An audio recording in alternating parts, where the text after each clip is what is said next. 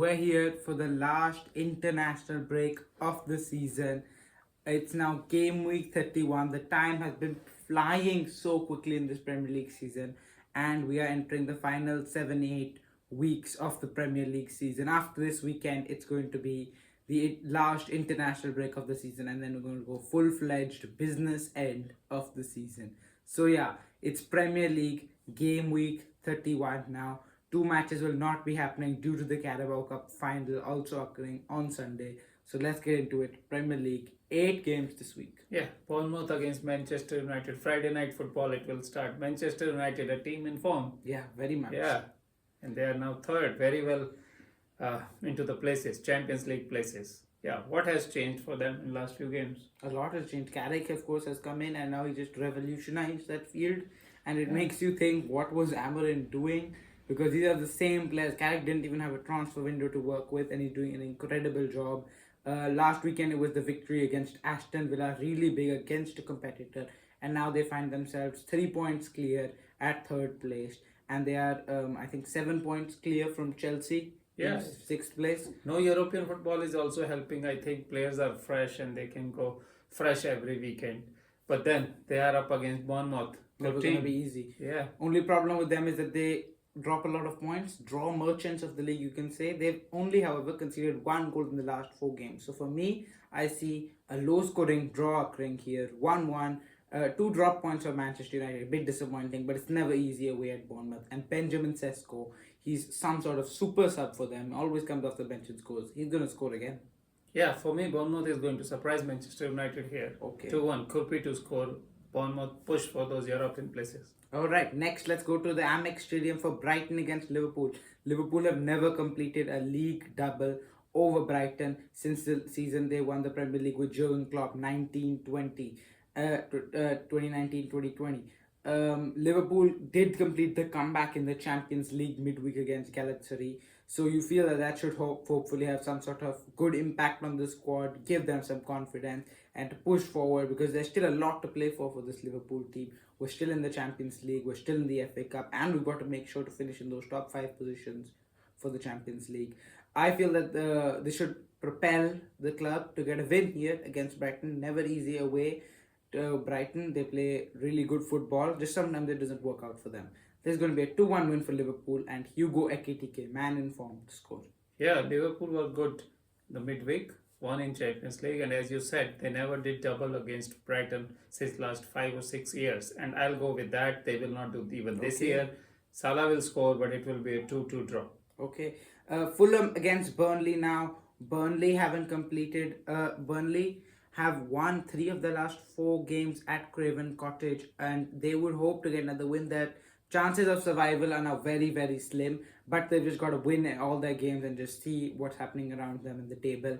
I don't see that happening. This is going to be a Fulham win. They're at 41 points, which is not bad for Marco Silva considering the poor start they had at the start of the season. 1-0 win, and Harry Wilson to score the winner. Yeah, Burnley, I don't know. Maybe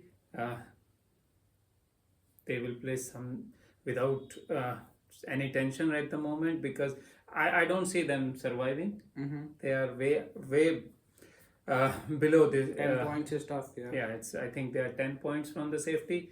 10 points are too much to cover in last 7-8 games. Burnley will not be able to, but it's pride. Pride is what they have to play for. That's what they do, but that will not be enough. Fulham will beat them 2-0. Jimenez to score for Fulham. Okay, now at the Hill Dickinsons for Everton against Chelsea. Chelsea, it was such a good start for Rossinier, and now recently it's all falling apart. Out of the Champions League, humiliated by PSG, you can say this. 8-2 on aggregate. They lost to Newcastle in the Premier League as well, and they are the one which is right now outside those top 5 positions. It's really bad for Rossinier's side, and the defense is the most concerning issue. For me, it's going to be more drop points for the Blues, and they're having some financial issues too at the club right now. Everything's going wrong at the same time. 1-1 draw here, and Everton to get a very valuable point, and Neto to score. Yeah, Chelsea is always that club doing something or other thing, even good or bad. They are always in the limelight for different reasons. I no one gave them a chance against PSG. I know that, but the manner in which they lost the game 8-2 over the two legs was They weren't that bad also. surprising. Just, First game at PSG Stadium, they took the game to PSG, and some naive mistakes costed them. And then in last second match, once you are 3 goals down to PSG, there is no chance you can survive, and they did not survive. That's no surprising for me. Everton also not a easy opponent on their given day. They can surprise any one of the big teams. They gave They will Arsenal a do fight, here yeah. for Chelsea.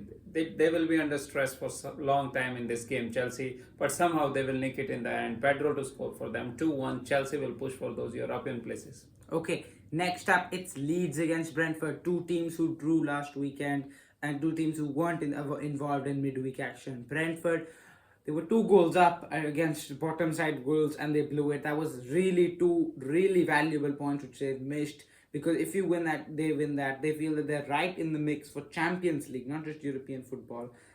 Keith Andrews says that the club's in a very positive place, and I agree with that. However, this game's not going to be easy for them. Ellen Road on its given day is a really tough place to come to. A 2-2 draw here, both teams to get a point, and Kevin Schade to score. Yeah, there is something with these mid-table teams like Brentford, Bournemouth, Fulham for some extent, Nottingham Forest last year, then at some point Aston Villa too. These mid-table teams do not have that courage.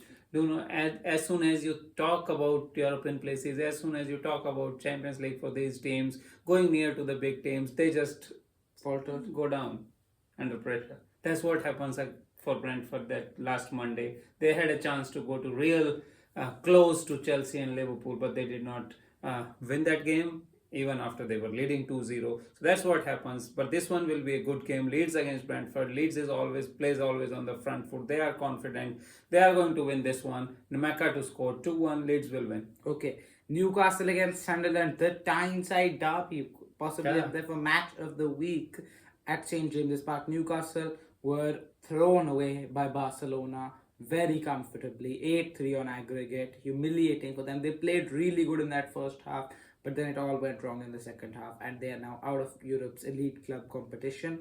They want revenge on their noisy neighbours, obviously, because Sunderland did beat them earlier in the season.